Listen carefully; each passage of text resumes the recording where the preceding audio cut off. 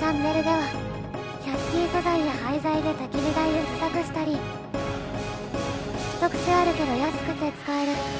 高コスパなキャンプグッズの紹介など、お金をかけずにことを楽しむジェネリックなキャンプを実践しています。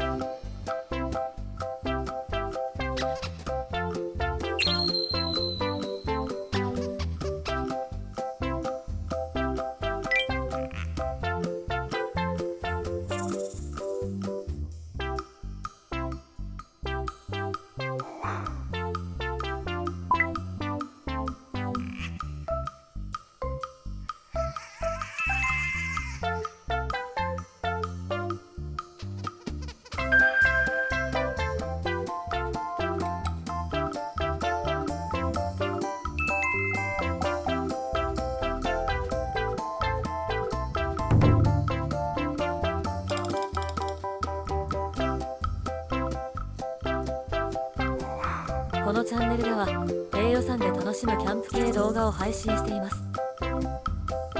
不定期投稿のためぜひチャンネル登録して次の動画をお待ちください。この動画を最後までご視聴いただきありがとうございました。